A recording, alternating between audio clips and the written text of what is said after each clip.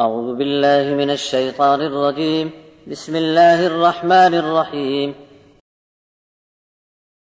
اقرأ باسم ربك الذي خلق، خلق الإنسان من علق. اقرأ وربك الأكرم الذي علم بالقلم، علم الإنسان ما لم يعلم. كلا إن الإنسان ليطغى أن رآه استغنى، إن إلى ربك الرجعى. أرأيت الذي ينهى عبدا إذا صلى، أرأيت إن كان على الهدى أو أمر بالتقوى، أرأيت إن كذب وتولى.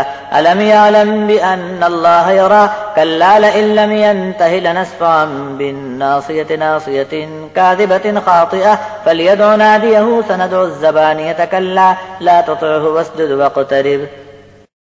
اس آیت میں سجدہ ہے، سننے والے سجدہ ادا کر لیں۔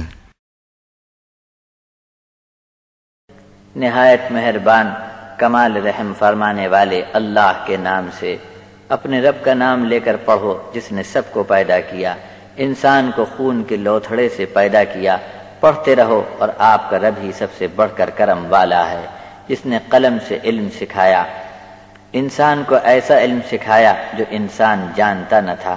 ہاں دیکھو، اب انسان شرارت پر آوے گا، اس لیے کہ اپنے آپ کو غنی سمجھ لیا ہے۔ بے شک آپ کے رب کی طرف سب کو لوٹنا ہے۔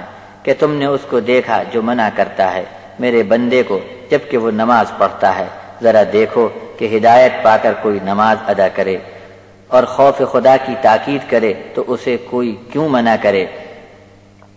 بھلا دیکھو تو اگر جھوٹ پر کمر باندھی اور منہ پھیر لیا تو کیا اسے علم نہیں کہ اللہ اسے برابر دیکھ رہا ہے؟ یہ ہرگز ہماری پکڑ سے بچ نہیں سکتا۔ اگر وہ اپنی حرکت سے باز نہ آیا تو ہم اس کی پیشانی کے بال پکڑ کر گھسیٹیں گے۔ ایسی جھوٹی اور خطا کار پیشانی کی یہی سزا ہے۔ بس وہ بھی مقابلے کے لیے اپنی مجلس والوں کو بلا لے، ہم بھی جہنم کے افسروں کو بلائے لیتے ہیں۔ آپ ہرگز ان کے کہنے میں نہ آنا، سجدے کیے جاؤ اور ہمارا تقرب حاصل کرتے رہو۔